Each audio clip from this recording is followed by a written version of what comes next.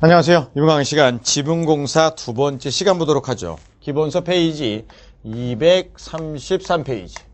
지붕공사 두 번째 시간입니다. 금속판 종류 및 특징에 대한 설명이네요. 제일 먼저 함석판입니다. 아연도금 철판입니다. 글쎄 깊게 나오진 않을 거고요. 특징에 대해서만 나올 수 있으니까 정리한 것만 하세요. 1번 233 중간쯤 1번 대기 중에서 철판이 부식되는 것을 방지하기 위하여 철판에 아연을 도금한 것입니다. 함석 평판, 함석 골판이 있네요. 평판은 이렇게 하는 걸 거고요. 골판은 이런 걸 연결하겠죠. 대신에 조심할 건 평판에서 포인트는 이렇게 못 박으면 찢어져요. 그래서 평판에서는 못 박거나 용접 이런 거 하는 거 아닙니다. 접합을 할 때는 지난 시간에 배웠죠. 거멀 접기로 합니다. 왜? 온도에 따른 변형을 흡수하기 위해서. 가죠. 함석평판의 기억번. 함석을 접을 때는 도금 및 판표면에 금이 가지 않도록 주의하며 밑줄이요.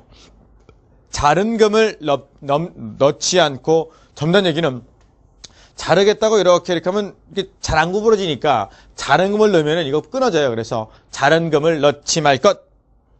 또 상자 모양 귀, 즉 모서리 부분은 온도의 신축 팽창의 거멀접기 동글뱅이 사용합니다. 거멀접기.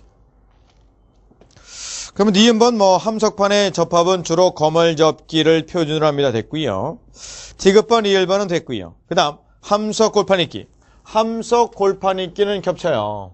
겹칩니다. 그래서 큰 걸일 경우 숫자까지 외우지 말고 큰 걸, 작은 걸.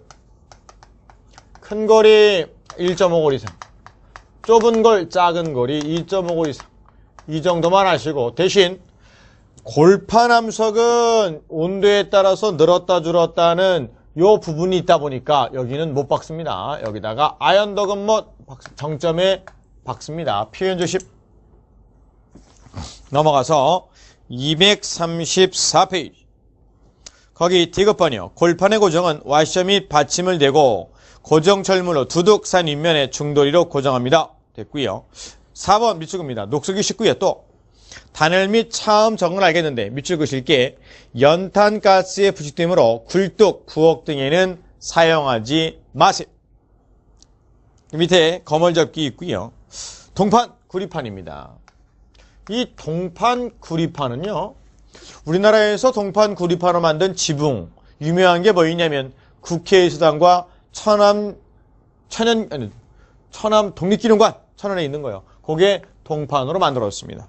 기본적으로 청록색 동글뱅이, 청록색. 2번도 밑줄 긋습니다. 산에는 강하지만 알칼리성이 약하고 그래서 화장실, 기타 암모니아 가스가 발생하는 곳에는 사용하지 마시기 바랍니다. 그 다음 됐고요. 양가로 3번 아연판 1번 됐고요. 2번 산과 알칼리성에 모두 약하고 또 매연과 해풍에 부식되기 쉽습니다. 얘는 다 안 좋네요.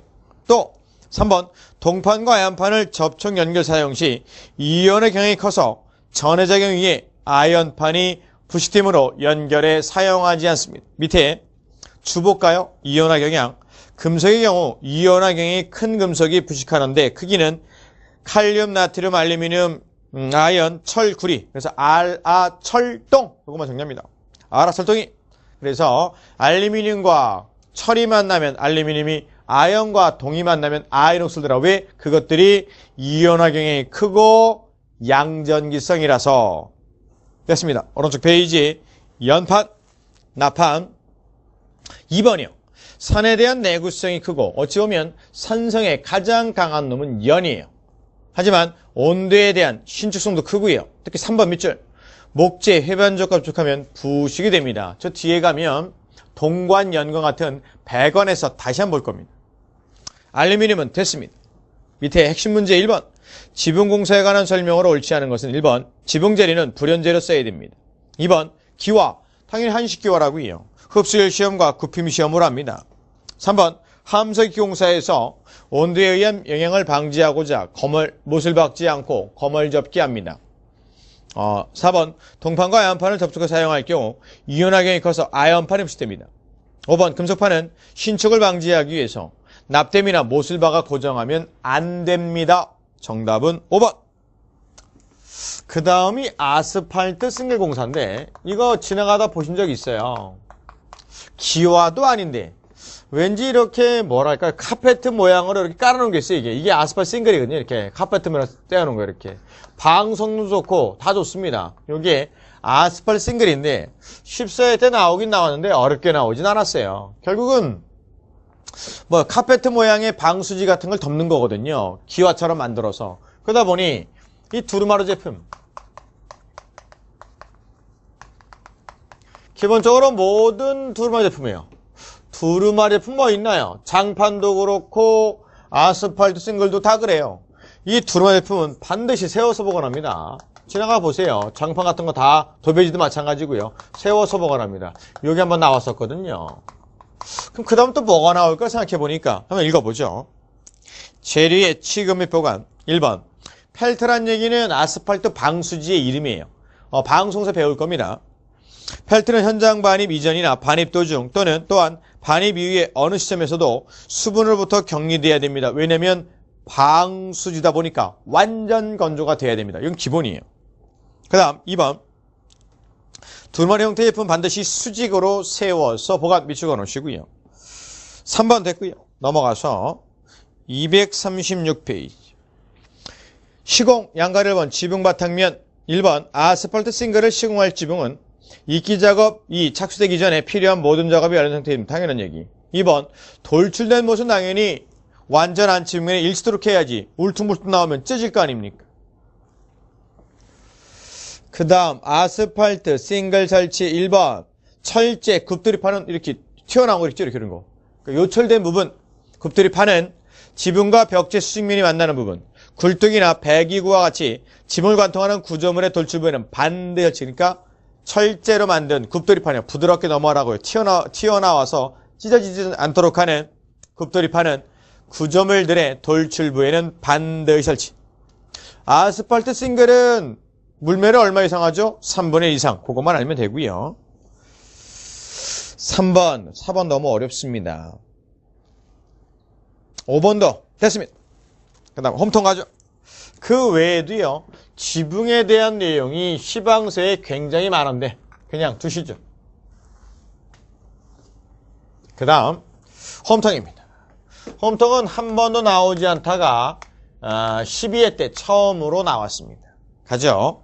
236 홈통 공사는 우수, 빗물을 집안면으로 흘러내려 처리하기 위한 공사로 재료는 동판을 많이 사용하지만 비싸기 때문에 요즘에는 다 아연, 도금, 철판, 함석판을 씁니다. 오른쪽 페이지 가장 볼만한 게 A번은 됐고요. A번 볼까요? A번에 처마홈통 찾으셨어요? 처마홈통. B번에 깔때기 홈통, C번에 장식 홈통, 그리고 내보면 선홈통이 있네요. 그 밑에 바로 밑에 처마홈통, 깔때기, 장식, 선홈통 있네요. 좋습니다. 그 밑에 함석, 아연도금, 강판. 뭐 1번, 2번, 3번, 뭐 3번만 비춰가 볼까요? 홈통을 옥내에 설치할 때는 방로 피복이란 얘기는 이슬이 맺히는 걸 방지하는 피복을 해야 됩니다. 뭐 그 정도. 넘어가서 나머지 보지 마세요. 238페이지 각 부위별 홈통인데요. 이런 겁니다.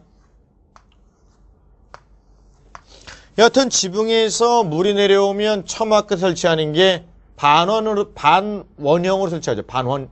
그래서 처마. 물을 내려보내는데 이렇게 15 정도로 기울입니다. 여기에 깔때기 홈통. 그냥 내려오면은 물이 넘치니까 넘쳐름을 방지하는 등등의 목적으로 하는 게 장식 홈통, 장식통. 그 다음에 벽을 따라 수리로 내려오는 게 선홈통. 13회 때인가요? 14회 때 나왔죠. 다음 중 지붕에서 지면까지 물을 내려보내는 홈통의 순서는요. 척갈, 장선이 이렇게 나왔죠. 그러면서 지붕골 사이사이 설치하는 게 지붕골 홈통. 위층에서 아래층으로 연결한 홈통이 당연히 위에서 아래로 내려오려면 누워서 내려야 되니까